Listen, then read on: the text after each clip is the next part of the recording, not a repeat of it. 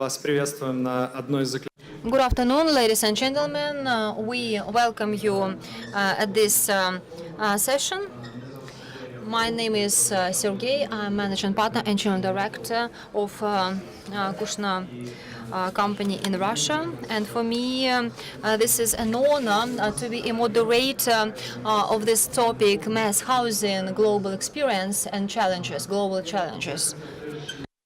First of all, before we proceed, I would like to say that everybody spoke today about urban theme for Russia for each and every participant, and this is so this was very interesting. But I think today I can see that we're all practically here. Panelists are English speaking. That's maybe why I will shift to English. Okay. Of our panel, and we will have today a conversation around mass housing, affordability, and impact of new technology. I think it's an absolutely brilliant topic to close a very full day of conversation around urban development. So with us today, we have Claudio Ascioli, who is the leader and coordinator for the housing program at the UN. And we will actually start with Claudio for his remarks. Then we will speak with Darinka Tsichke, who's a professor at Delft University and a specialist collaborative housing. You probably already heard her presentation today, so we will try to pick out a few themes that fit the conversation that we're planning to have today. Then we will move on to have Vicente Guayart speak about what his lab at the Higher School of Economics is doing with respect to affordable housing, new formats for social housing, and how to basically plan for the future. This is a very future-oriented discussion. And then we have the honor of having Alice Charles with us, who, in addition to leading the cities area at the World Economic Forum, which is pioneering many of the new approaches to how we plan various elements of our life, including technology and industry. Here we will talk about some of the work on the studying of the effects of affordability that World Economic Forum together with PwC have been working on. And we will then move on to Anna Sokolova, who's the head of marketing at Ingrad, one of the leading Russian residential developers, who actually is responsible for the product, the product that we're going to be discussing today in the context of this session. And to finish, we will ask Emmanuel Forrest, Vice President and General Director of Bouygues Construction in Europe, which is a major builder in Europe, to talk about the impact of on pricing and construction on affordability, which is a big element driving the mass housing market. So we will try to keep the presentations to a limit and try to make it a little bit more interactive. So those of you that prefer to have Russian, please pick up the translation because we have the session translated. Claudio, if I may start with you and the work you're doing at the UN. We have been speaking just before the session about how the housing has been an important driver for the development of cities in the 20th century. Is that going to continue as we see this new century unfold? We also see continued decentralization of work. So people work where they want to, pretty much today. And we see still a centralization of housing. Isn't that kind of a trend that runs against what we see being modern? Thank you. My name is Claudio Ascioli, and I'm a senior housing expert of UN Habitat and head of training and capacity building based in Nairobi. My 7 minutes will be divided in 3 parts. I will elaborate on the challenges, then some attempts how to tackle this challenge and the way forward. Today, we know much more than we knew 10 years ago. We have advances in technology, we have advances in building construction, in design. The level of knowledge and expertise that we have has increased dramatically. So in principle, we should produce housing that is much cheaper, much more efficient, much cleaner, much more sustainable than we did 10 years ago. And still, we're struggling with some challenge. So my argument is that affordability remains a challenge, and access to service, land, and finance completes the equation. So just to give an idea about figures, we have in the world today nearly 1 billion people lacking decent housing. We have 600 million that will be added between 2010 and 2030. So the demand and the lack of affordable housing in the world is becoming a crisis. And then we will need 1 billion new homes until 2025, with a cost of 650 billion per year. So these are the numbers that we have. I'm not even mentioning those people who are living in dilapidated housing, which is part of what we call the qualitative deficit. This is the global sample of cities, 200 cities, and we found a remarkable and shocking figure that when we split all these cities per income per capita, the majority of the cities, accessibility to housing via home ownership and accessibility through rental housing is beyond affordability in all 200 cities. This is serious. So where do people live? Where are they going to? This is consistent with the data we found with demographia. As you see, in a total of 466 different markets in different countries, the house price to income ratio is far above 3. So in all these places, in all these markets, housing is largely unaffordable by a reasonable standard household in these markets. And we also have a figure that is hidden, the amount of vacancy in the housing stock in many cities is creating a false scarcity of housing because legislation, there are some draconic laws that give privilege to tenants, don't give much right to homeowners, property owners, so properties are taken out of the market and is kept closed and vacant. And there are some attempts that connect the city with housing. So creating different typologies, using mechanisms of design, mass housing production to create what we call the livable cities. And you can see in these figures, it's basically 75 units built in different ways, but showing quite clearly that when we create a diversity of typology, which means different types of housing for different prices in different locations, we might create not only better and wider accessibility to housing, but also livable, more compact, more interesting living environment.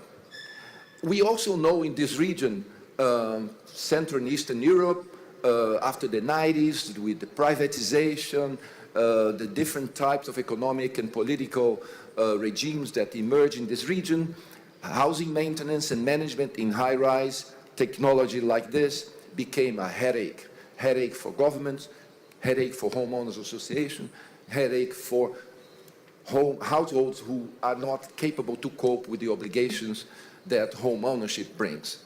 So, and it's interesting when we look at the 200 cities in our data.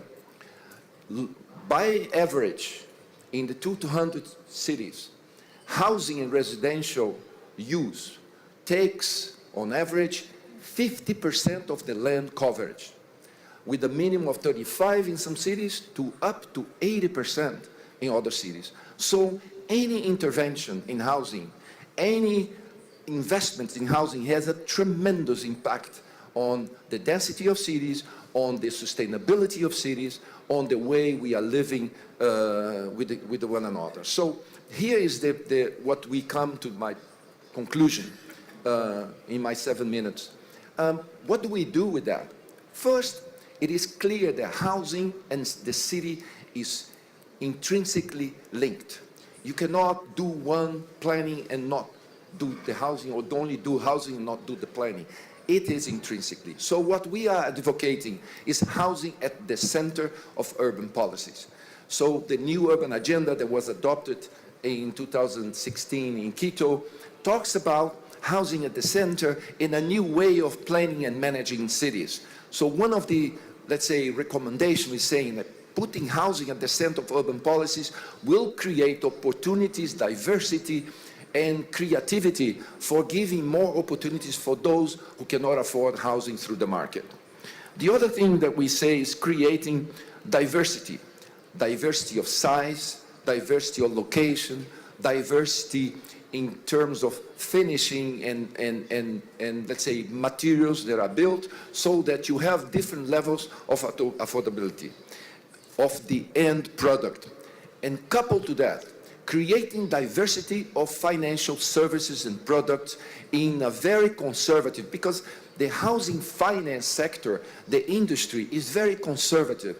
It's always focusing on mortgage, on some levels of how much I can lend you with your income. So nothing has changed. But some countries showed some avenues. Singapore, Mexico, the Netherlands, for example, creating different funds, different ways in which residents and the state or municipal or regional or national government can interact with each other to create accessibility to finance.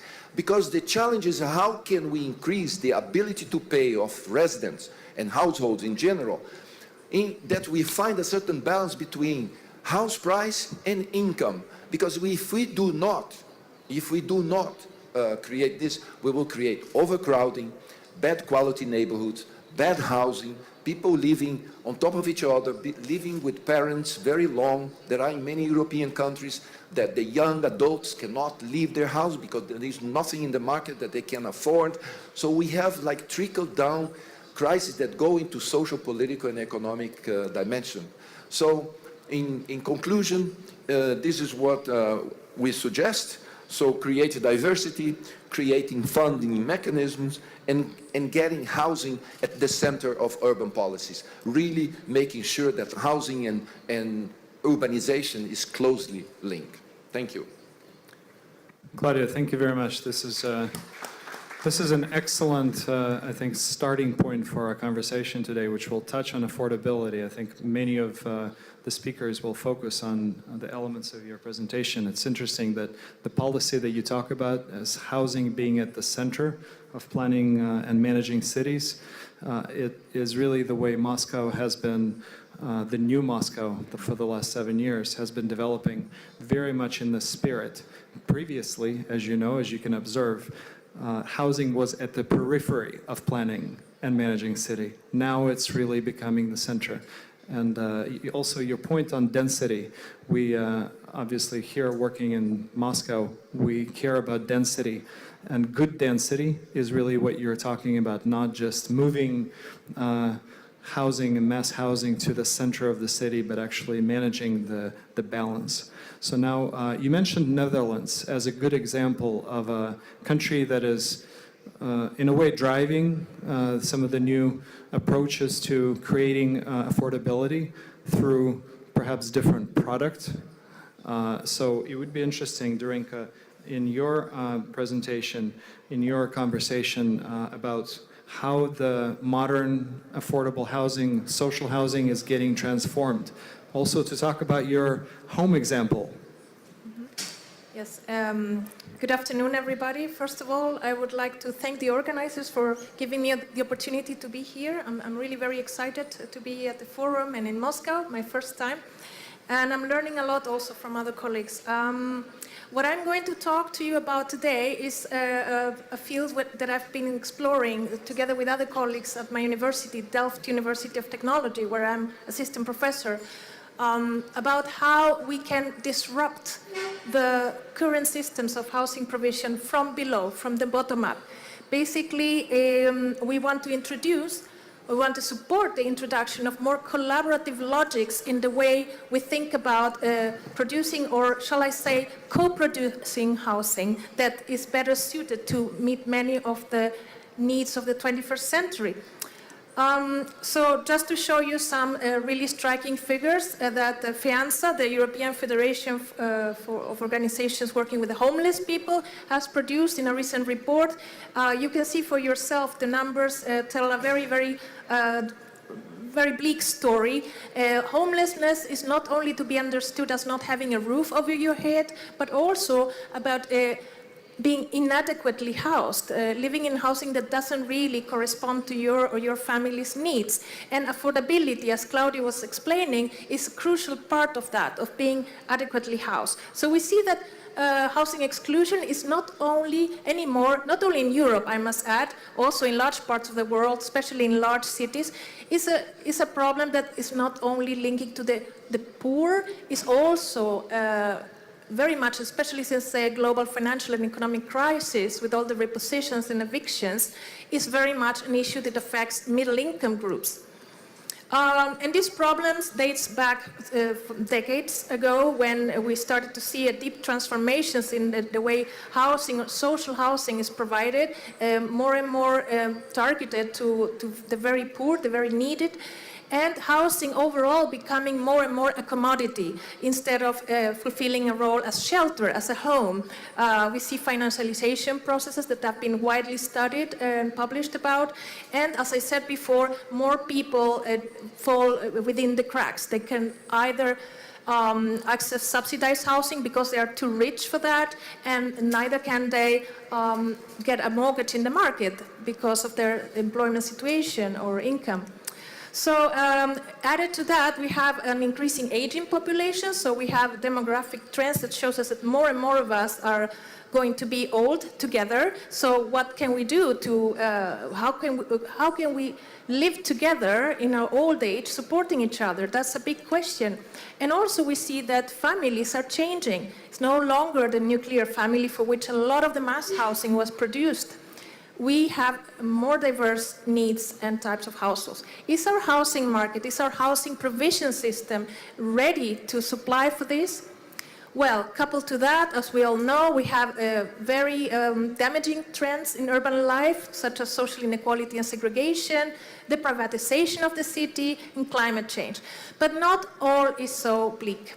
We see that recently, thanks to technological advance and also to changes in lifestyles and demographic trends, as we see, people are tending to share more. And when I talk about the sharing economy, I'm not talking about the likes of Airbnb or Uber, where there is one capitalist at the top who gets to reap all the profits. I'm talking about the peer-to-peer sharing economy, where people help each other. And in the case of housing, well, we also have pressing issues, as we saw before. Cities are getting more crowded, and space is at a premium. Therefore, as you might all have seen and read about, there is more and more the development of these micro or mini concepts of housing. But does that really respond to the needs of many of us? Well, here is where I would come in with the concept that I've been studying for the last 3 years, very intensively across Europe in particular, but also in other parts of the world, the rise or re-emergence of collaborative housing forms. And what do we mean by collaborative housing? Basically, collaborative housing has existed for many, many years, since the first cooperatives at the turn of the 19th to 20th century, and then the Baugruppen in the German-speaking countries and other forms. Basically, collaborative housing is an umbrella term that covers a wide range of collectively self-organized and self-managed housing forms. Here, I just want to show you, to give you a flavor of what we're talking about, a few examples. Most of them are very well known because many of them actually have received awards.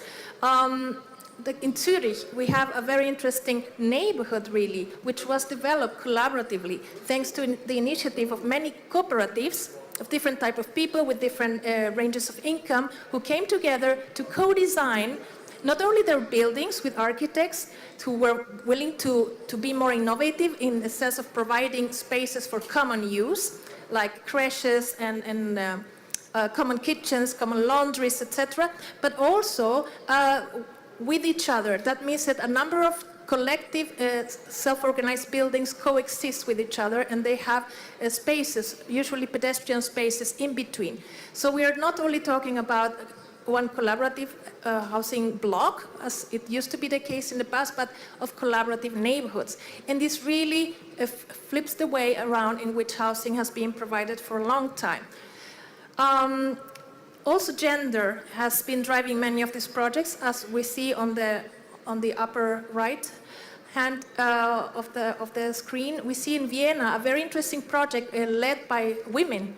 And the designer was a female architect who had this vision that said, well, women perhaps need other ways of other types of architecture to fulfill their daily needs in terms of safety, in terms of layout. So in this particular case, women were at the forefront in the design and the use of the space. In Stockholm, in Sweden, well, we have a long-standing tradition of also very feminist-led or gender-aware collective housing. And I must say, collective housing doesn't mean, if anyone is wondering now, that people live all together and they share absolutely everything. Collective housing actually means that a group comes together with a shared vision of how they want to live together, but they keep their private dwelling. In addition to that, they enjoy a number of common spaces and facilities. And this has a big advantage that while you minimize your private space, you are accessing other types of spaces that allow you for uses that otherwise you wouldn't be able to access. As I said before, a common room, a common kitchen where often residents take turns to cook for each other, and a number of other facilities. Last but not least, we have Le Village Vertical in Lyon, also a very well recognized project, especially because the inhabitants, they really wanted to have highly sustainable housing. This is one of my last slides. It's just to show you, in the case of the Swedish example, this is a second half of life project. That means that people came together in their 40s to think about how they wanted to live when they grew old. And what they decided was they wanted to have a common garden and workshops and a number of facilities in addition to their private space. And this is, I think, my last point, the disruption I was talking about. Basically, we see that a lot of housing providers, social housing providers, are all over Europe. They are teaming up with residence groups to integrate these logics of collaboration within their structures of provision. These are some examples that I'm currently investigating, also with colleagues across Europe. And lastly, this working with residence groups collaboratively requires a paradigm shift in the way professionals in the built environment are thinking about the end user. As architects, I always tell my students, I work at a school of architecture, I always tell them, well, you're educated to create a product for a client. In this case, you need to really start to think differently. The client is your partner. You need to work together every step of the way. Of course, not everyone wants to live in collaborative housing, and not every architecture student wants to end up building collaborative housing. But I think it's worthwhile looking at the potential for innovation that this kind of approach has in a housing provision system that is clearly not meeting many of its purposes. Thank you. Thank you very much, Darinka. I think we'll speak about exclusion, and we'll also touch aging, I think, particularly when Alice speaks about affordability later in the presentation. Now I wanted to switch to Vincente Guayart with respect to the study that the Higher School of Economics is doing on the new formats of housing, and how, for example, does the work that Darinka was talking about in collaborative housing or some of these new esoteric formats feature into your work? Yeah, I think that the two previous presentations have been fantastic. One more talking about the overall concept of the housing in relation with the city, how important is housing in relation with city. And by the way, I think that what is doing Moscow in the suburbia is a complete disaster, because you are repeating the same mistakes that you were doing during the 20th century about the segregation between housing and working places. And it's very incredible that a city like this, with the incredible speech that the mayor gave this morning, the city of Moscow is still repeating these mistakes of making some suburban neighborhoods just with housing. But anyhow, I want to focus in the good news, and I would like to go deeper in the two previous presentations.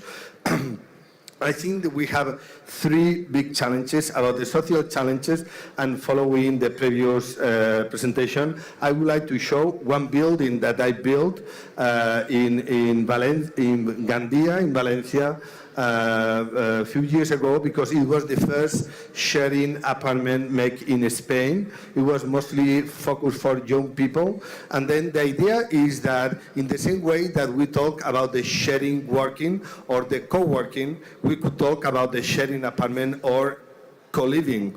In this case, your property has different degrees of privacy. Students have 36 square meters of private space, 100 or 72 in this case of shared space only with 3 people, and then a big apartment with other people. So this is the individual space, but this is then the big living room. You know, the big living room that one individual person could never afford. Suddenly, because he's sharing with other people, he can afford that space.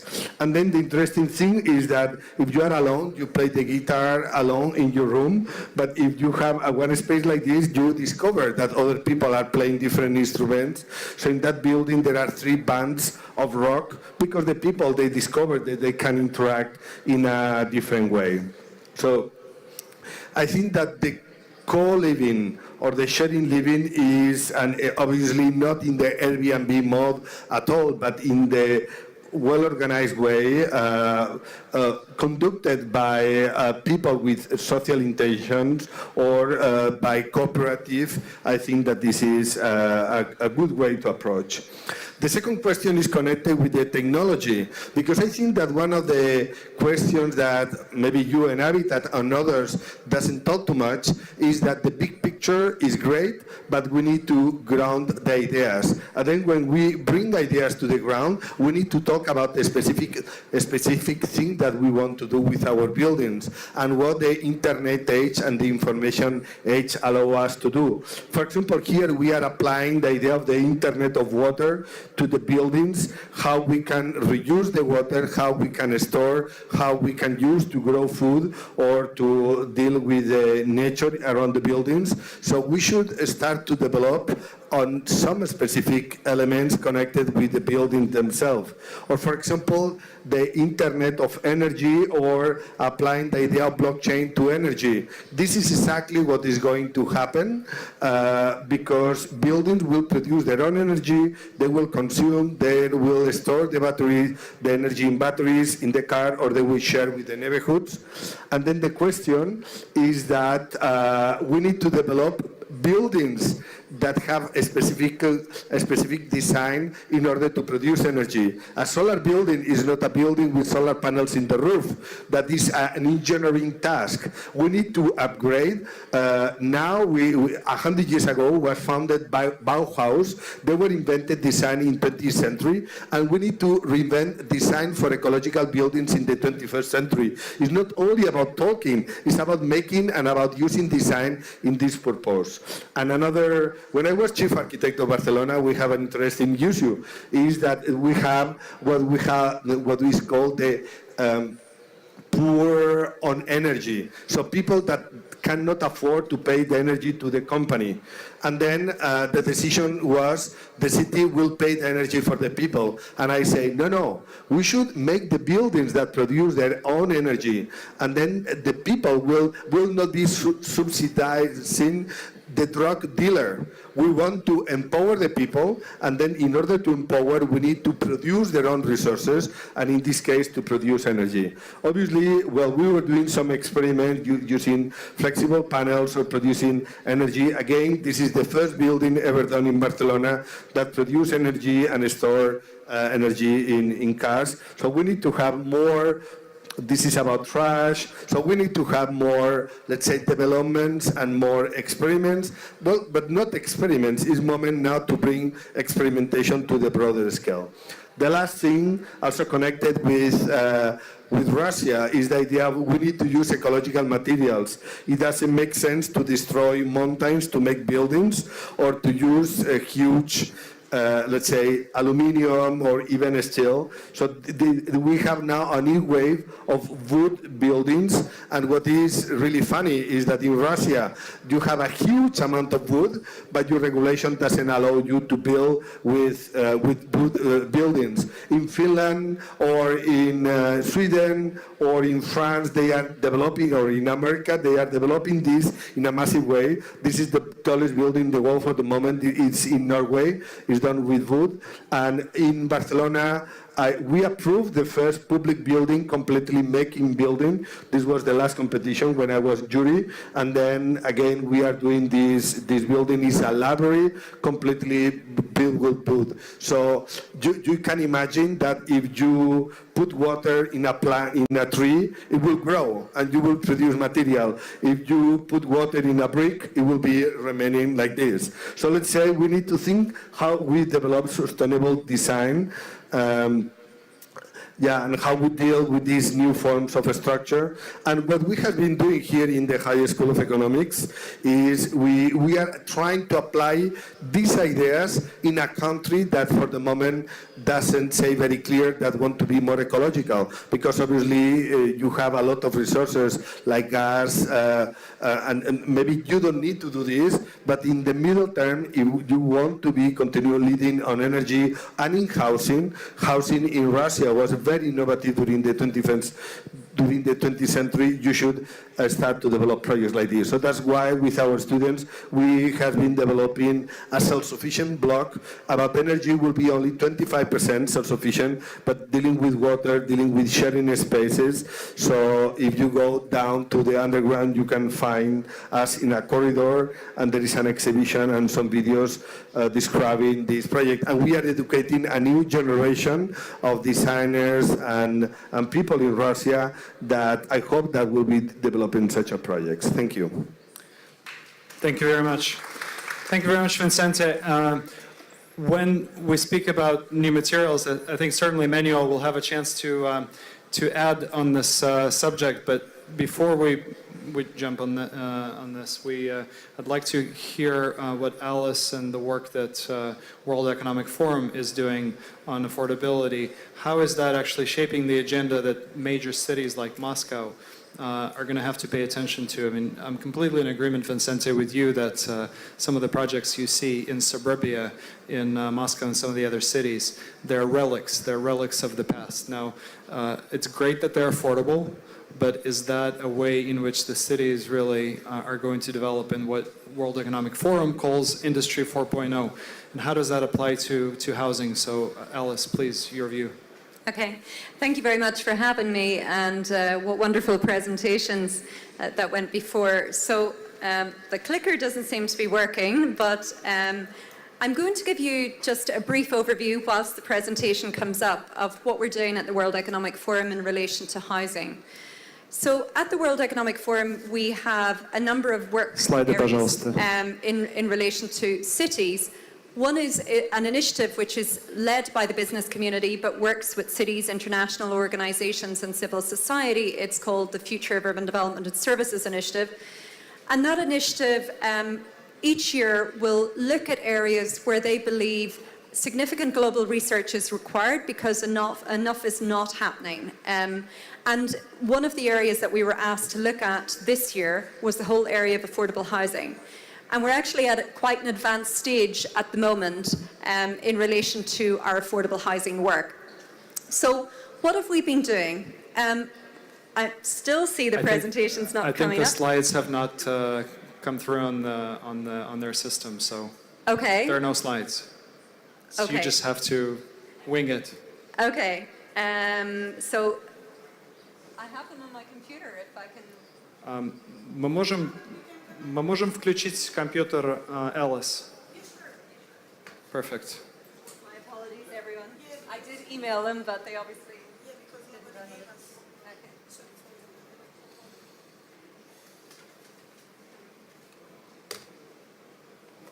Does somebody else want to continue? Maybe whilst... I think maybe Alice, we switch back to you Yeah. and we allow, I think we give a chance to the team that's more connected to the product, which is, we have a representative of Ingrad, which is a developer very much interested and focused on how the housing is going to transform. And we have Anna Sokolova with us, who is actually responsible for the product that Ingrad is working on. So Anna, maybe you could share with us your comments on what formats will be, I think, interesting in the future. Да, я расскажу вкратце про... I will tell you just a few words about how mass housing market is developing in Moscow. In the last 10 years, we have major changes in terms of its quality, and crisis was also influential, as well as growth of competition. Here I show you some of the main figures to show you how supply increased in Moscow. If we look at the last 4 years, starting from 2015, altogether the supply increased 1.5 times. If we talk about mass segment, there it increased by 2 times. Competition increased, which forced companies to change their products, and I mean the developer companies. And if we talk about a decade, in 2008, in the mass segment, they mostly sold panel products with very simple facade, stucco, or cheap tiling, very limited public spaces. The entrance was maximum 20 square meters, and no comfortable conditions for life was created.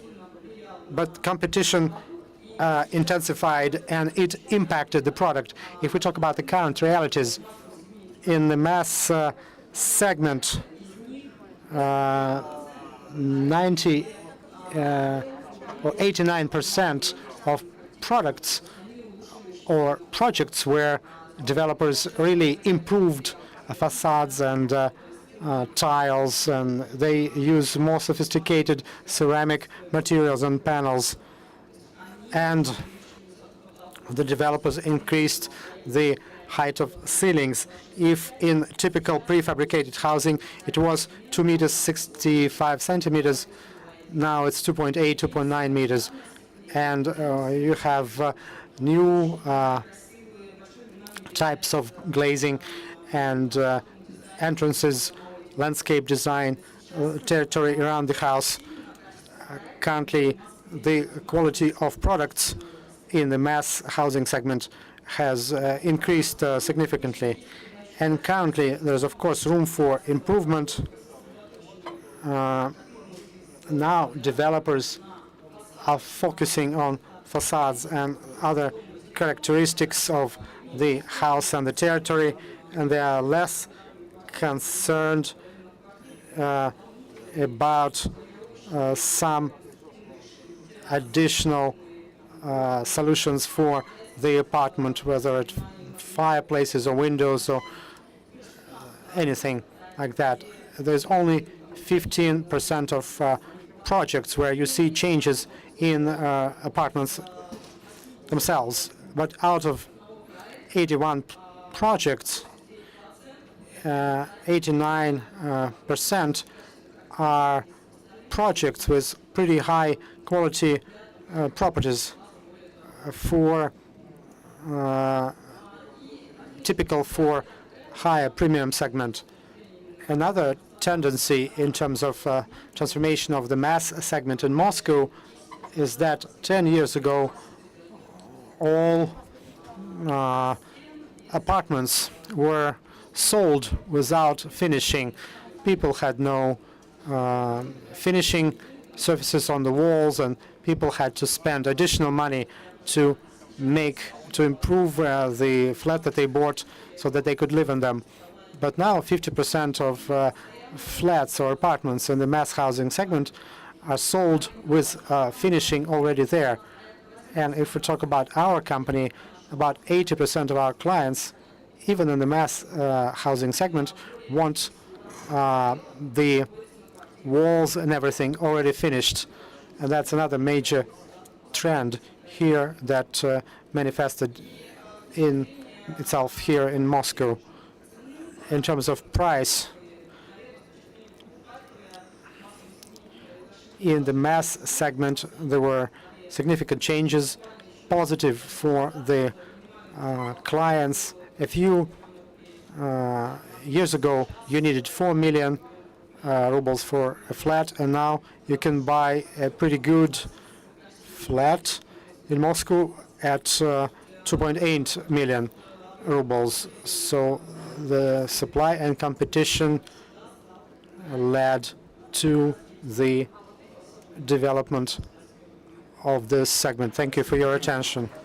I will actually briefly interject here before going back to Alice that I would like, at the close of this panel, since we're talking also about innovation and how does innovation factor into mass housing, to answer one question, preferably with one sentence, but maybe two. Which innovation that you are aware of globally is the most important, most relevant for Moscow to consider for the next period? What should we be implementing in our mass housing? But Alice, maybe going back to your point on affordability. У нас нормально с презентацией? Can we talk a little bit about the work that you've been doing on the mass housing and in terms of affordability, and make it condensed? So what we've been doing at the World Economic Forum is a global study on affordable housing. And what we've sought to do is look at the issues from a value chain approach. So we're looking at the supply side issues and the demand side issues that's contributing to the affordability challenge. And they're listed here. I'll go into them in a little bit detail in a few minutes, but essentially it's, in terms of supply side, it's the whole piece around land. So that's the acquisition of land, the title issues associated with land, the land use zoning and regulation and permitting processes. It's the financial instruments that's available for housing. And it's also the design and construction piece. Turning to the demand side, there's a whole issue around determining eligibility. So who is eligible for affordable housing, and like what a section of the population, if you like, is eligible for it, and how they determine that. Evaluating the purchase model, whether it's rent-buy or rent-own, and also access to credit. So what do we mean by all of these pieces? So from doing this study, it's now at the draft stage and we will be releasing it at the end of September. It's very clear to me from everyone we've spoken to, both city leaders, also developers, civil society, citizens themselves, everything is won and lost in land and getting the land piece right. So what are the big issues that are experienced with land? So first of all, there's often a perceived scarcity of land, and that could be either with public sector actors or private sector actors, but it could be that there's many holding land, and that again goes to public sector and private sector actors. There's also issues in terms of housing investments that tend to be tied to land and the title associated with land. There's a lot of issues with land use zoning and regulation. So for example, you can have industrial areas of cities which would be ripe for residential development, that are proximate to the central business district, that are proximate to good public transportation facilities, and actually they no longer lend themselves to industrial use, but instead the zoning is for industry. And actually, cities should be rethinking what they could zone that land for and how they could accommodate better residential development on those sites. There's also significant issues with planning processes. Some cities have adopted approaches to fast-track their planning processes, but many have not. And in that context, they're often designating as strategic infrastructure major housing developments to try and fast-track the housing supply within their cities. There's also major issues around leveraging capital from markets to actually build affordable housing. And finally, turning to the design and construction side, I'm very conscious, and I'm sitting beside somebody from the construction industry, but if you look at the construction industry in the United States, for example, less than 1% is spent on research and development in the construction industry. Compare that to the automotive industry and it's around 8%. Compare that to the electronics industry, it's more than 10%. So essentially the construction industry has not been introducing and spending finance on research and development, so they've not been innovating to the extent that other industries have been innovating. So if we think about those issues, what kind of solutions are we looking at the moment? So there's a whole piece around optimizing and repurposing land. So what I talked about, for example, making a better use of industrial land. Another piece is the public sector owns a lot of land. So how can you seek to pool those resources? So how can you get all arms of government sitting down around a table and declaring, this is the land that we actually own, and what purpose is that land being used for right now, and would it actually lend itself to residential development? I guess some government departments and agencies are reluctant to do so because often they see that land as having future value, they can offload it, and it can meet pension contributions, for example, that they're eligible for. So also we believe that there's opportunities around community land trusts, and this is something that has been explored in some areas but hasn't been explored en masse. There's also greater need for mixed-use land zoning, so you create more balanced communities, rather than what we're seeing particularly in countries like India, is that so-called affordable housing is being provided far from the periphery. So people who will occupy those housing will have to travel up to 2.5 hours to work every day. So that's not sustainable and obviously contributes to major mobility problems within the city. We're also suggesting that cities need to radically overhaul their permitting processes so you can fast-track decisions in relation to housing. But that doesn't mean being lax in terms of regulation, because what often happens when you have a booming economy is that regulation is relaxed and you end up with poor quality housing, and for decades they have to pay the price. In terms of the private sector actors, we see that they have a lot of responsibility, first of all, in terms of looking at injecting more capital into research and development and bringing their industry up to standard with others. I think one of the interesting discussions we had in Davos was, where construction industry CEOs and real estate guys were talking to each other, and one big disruptor in the real estate space said, guys, all the disruption in our industry is coming from outside this room, and unless we invest in research and development, we'll become obsolete.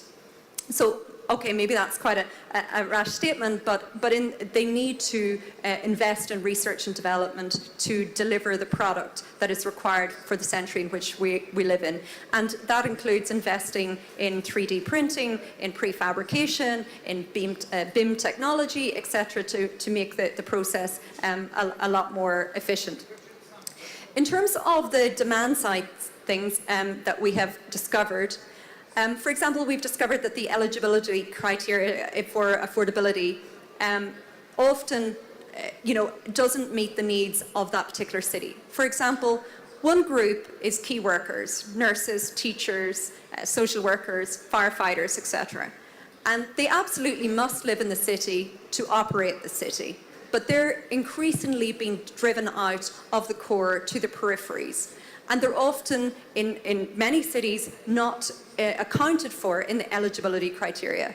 So it's vital, if you're going to operate your city and have the people that you need in your city, that they're accounted for in the eligibility criteria. Also, there are unintended beneficiaries of affordable housing. And certainly from a government perspective, they need to seek to regulate to deal with that. In terms of affordable housing, there tends to be a huge mismatch between the demand and supply. And that's often responsive to economic booms and busts. So for example, in a bust scenario, initially it would be perceived that you have a lot of supply, but the quality of that supply is often not particularly good. But post-bust, you have a lot of people losing their homes and ending up in housing waiting lists, looking for social and affordable housing. But the construction industry is not able to access capital to actually build at that particular point, so supply is not being provided. So there tends to be a boom and bust, peaks and troughs, I should say, in the supply of housing. There's also major issues with access to credit from the demand side, and again, in terms of the responsibility is on the private sector to try and come up with better financial instruments so people can get access to credit. But turning to your question on the fourth industrial revolution and housing, I'm going to turn to a few sort of radical thought processes in the space. So I recently met with Lennar, which is the biggest house builder in the United States, and they have entered into a partnership with Amazon. So Alexa technology, for example, is going to be embedded into housing. So if you think about why are they doing that, they're thinking of a future scenario where we can exchange housing for free for data. For me, that's quite a scary scenario that technology companies are seeing that there's valuable data within housing that they can avail of. I guess the less scary part of that is we're now seeing technology companies, for example, in Silicon Valley, turning developer as well. They're seeing that they have corporate and social responsibility for the affordability challenge that they're creating.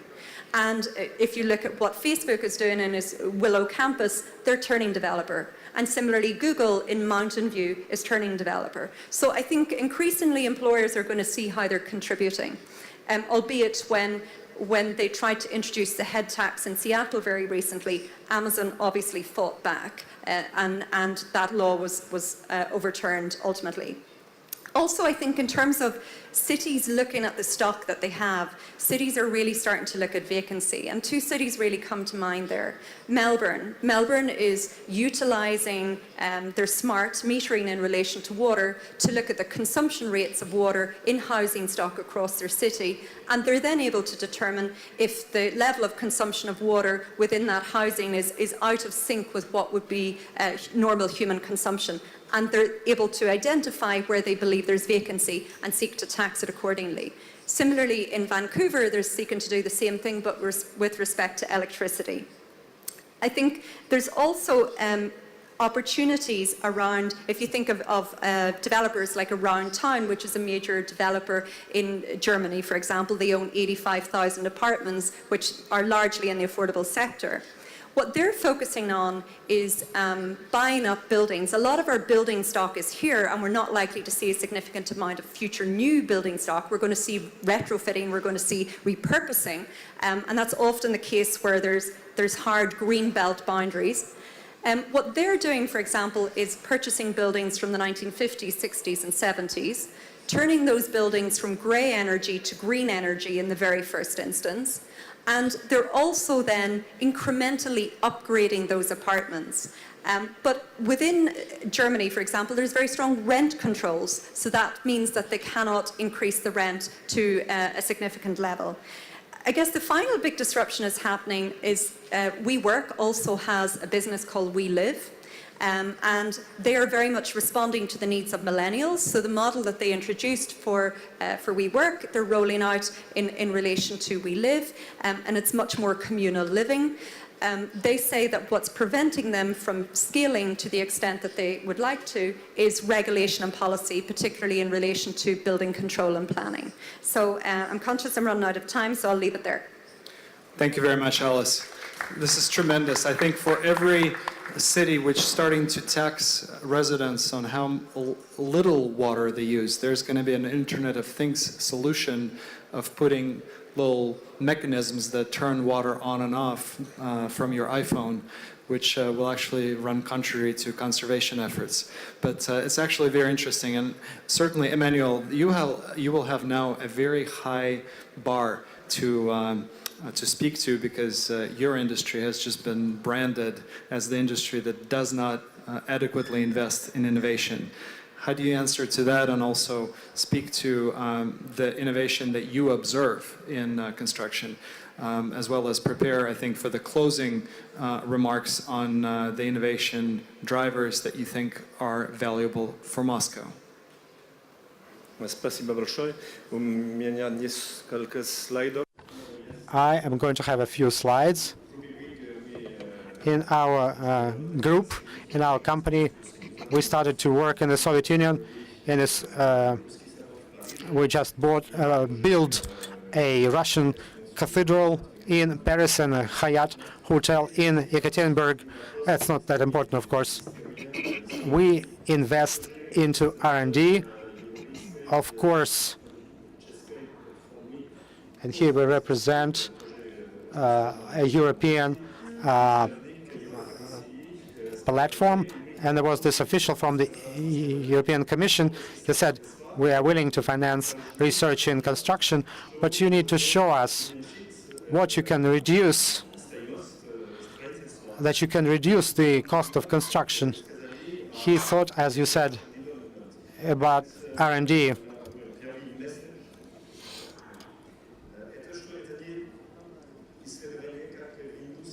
It's not the kind of R&D that you have in regular industry.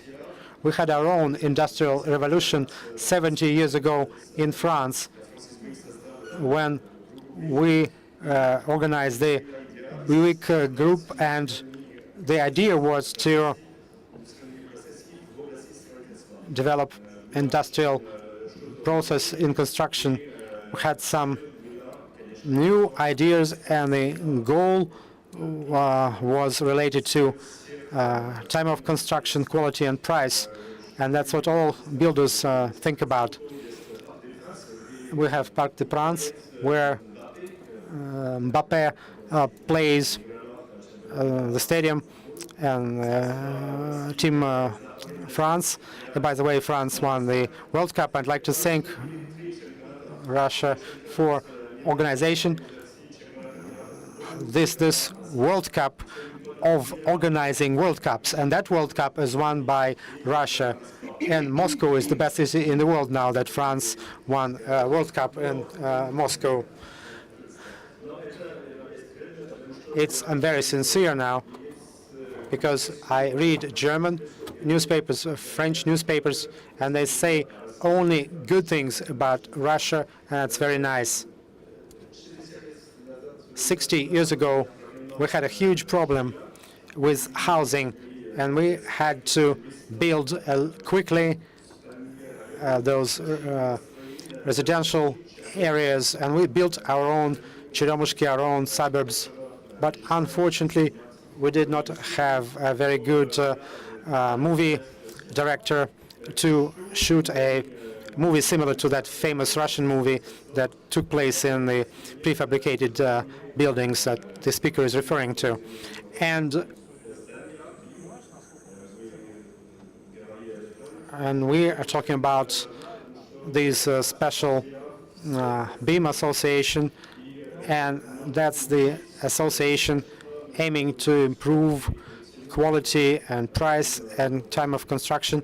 But we also talk about lean management. That's something that's fashionable, but at the same time it's useful, because we can drastically improve our coordination between our teams at the construction site, and also prefabricated housing. It was not something that we had in the West.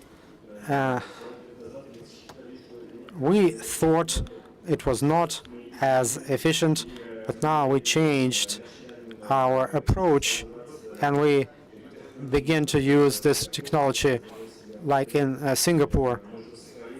And you can build it fast enough and cheap enough. We have a specific proposal. It's called Proposal 880, because in France it costs about 1,500 euro per square meter. And the goal is to reduce this price to 880 euro per square meter. How could we use BIM? And it's not just a study. We have this global cooperation from in all stages of construction. All stakeholders there need to use BIM. If in one country only big companies use this standard, it's not effective, because companies that produce something for the construction site also have to use this technology. But if they don't do it, we believe if they all use it, we could decrease the cost of construction, optimizing the living space, optimizing the construction process, and reducing the expenses for heating and hot water. Here I agree with my colleagues. There's an attempt, and there are prototypes where we use blockchain to organize transactions between different buildings in terms of energy.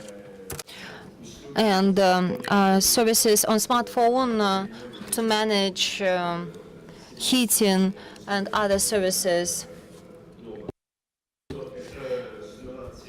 This is, again, our commitment. This is also, here it's important, price quality. It's always a relationship between price and quality. And with this, we would like to improve processes. Training of personnel is important. We always keep saying that our capital is our worker, is our employee, worker at the construction site. Because if we don't have this efficient, effective workers, we need time to get them. It's impossible to achieve any results without good workers on the site. This is my conclusion. Co-living, it's a new life. It's like a new life. In Soviet time there was this co-living, but it's a little bit different, of course. But the concept is very similar. I read the articles about this, and Russia created the concepts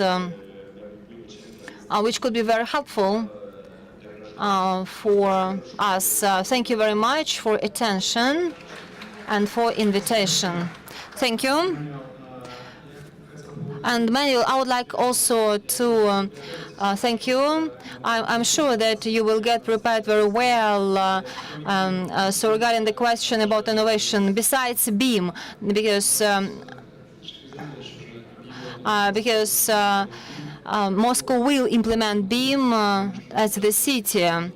And you will please say what will be the key innovation for Moscow.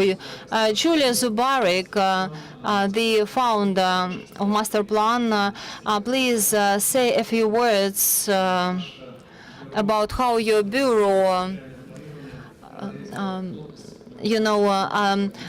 regards density. Maybe a couple of words about density, just like as a conclusion. Good afternoon. May I speak Russian? Yes, of course. Density in Moscow, it's a pressing problem, but our approach is to this not like as to a problem, but as to an opportunity. Because even if we have very dense construction, still we can arrange it quite well, and we'll have the residential objects, engineering infrastructure, transport systems. Layout is important. In Moscow, earlier it was said that density is bad, not more than 25 square meters per hectare of residentials, but now trend is towards 40 square meters for 1 hectare. And fortunately enough, investors embrace it, and the city also helps us. And we are designers try to make a good layout, to design it very well, and we want to make it comfortable. Thank you very much, Julia. To the final closing statements from each of you, I think the picture that you all painted here is quite it's quite bleak, actually, when you think about the crisis in urban housing. You talk about the loss of privacy, and actually in America, exchanging privacy data for housing opportunities. In fact, we're giving away privacy today to Facebook, which is monetizing it. So why not give it to Ingrad for a few extra square meters in the apartment? So it's actually a pretty interesting idea. I think for you, Anna, it's going to be something to take away for sure. But actually, for the audience to take something away, it would be good, maybe Alice, starting with you, to go with each of our panelists and speak in maybe 1 or 2 sentences on which innovation you think is the most important for Moscow to focus on in terms of the proper driving of the mass housing segment. So, as I said in the presentation, I think everything's won and lost in land. And I think one of the things that Moscow could focus on is getting the multi-government stakeholders together and looking at the assets that they have and seeking to look at how they can make best use of those assets. And what some of those assets, of course, could be freed up for housing, but wider infrastructure as well. And also take a long, hard look at the zoning mechanisms and the planning permission process so that you can embrace mixed-use zonings, but also that you can have a fast and efficient planning system.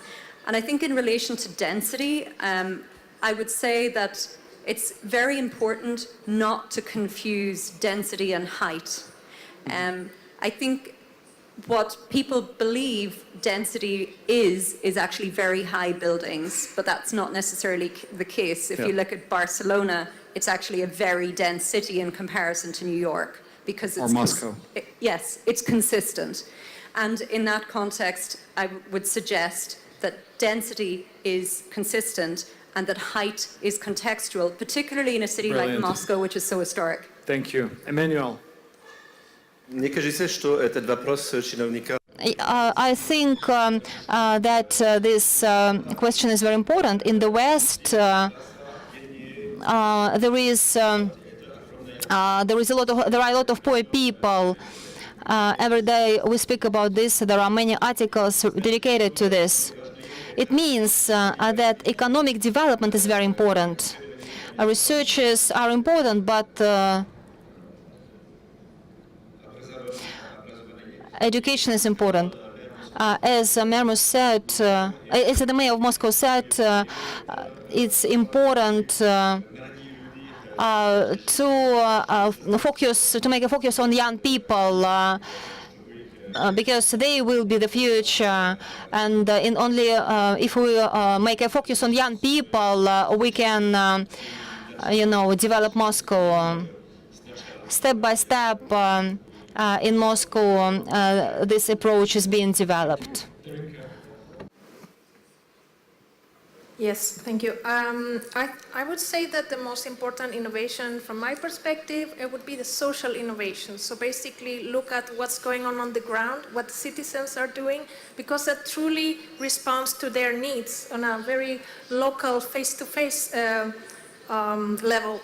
And today I've heard many people presenting about co-living. Co-living is today a commercial product which fulfills some market demands, but let's remember that this was a grassroots innovation from over 100 years ago. So very often this disruption of markets starts by people just doing what they truly believe is best for themselves. So that let's not lose that in mind. Let's keep an eye on the people. Thank you. Claudio?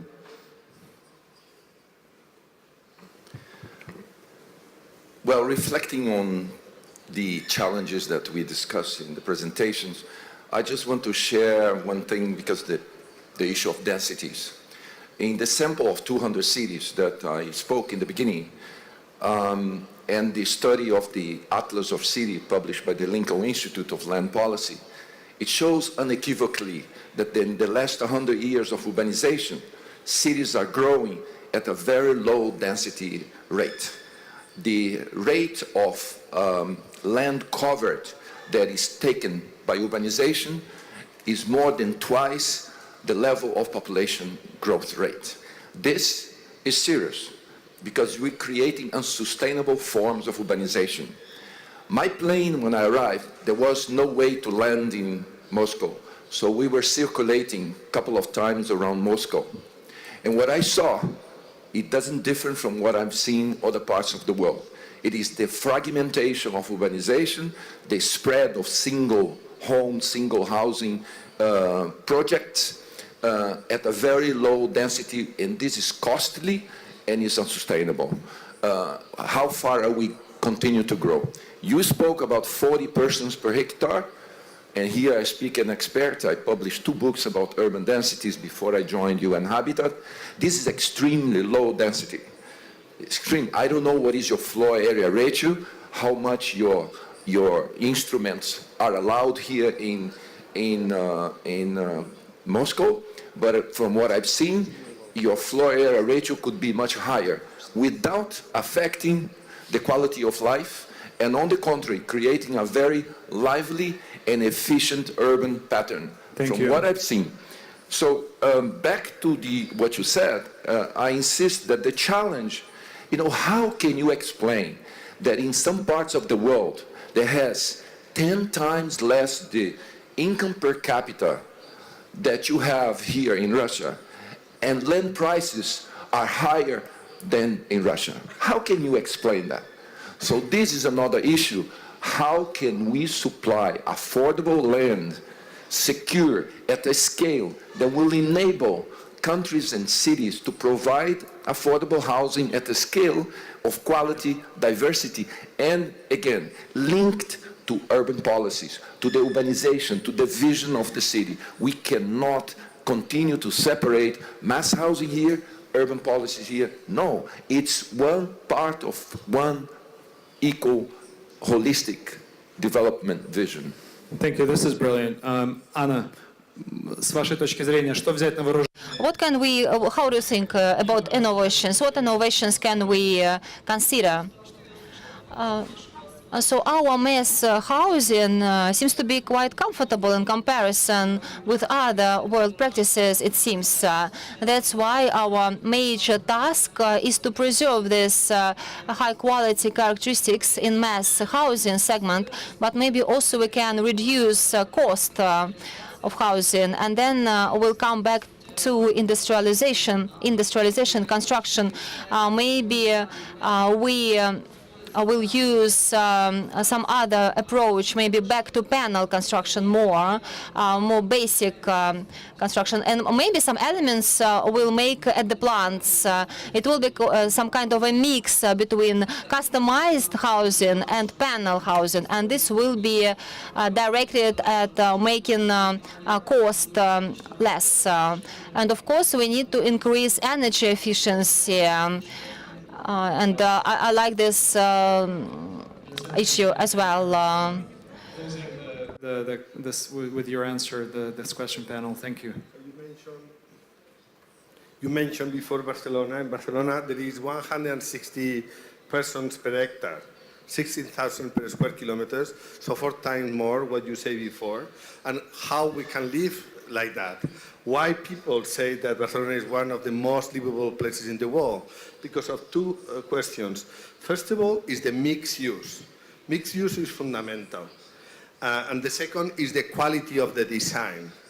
So I was not flying, but 2 days ago, because the city was so crowded, I was sleeping in the north of the city, in the suburbia, near a lake. The lake was wonderful, but the hotel was a disaster. And everything that I saw around, it was a disaster.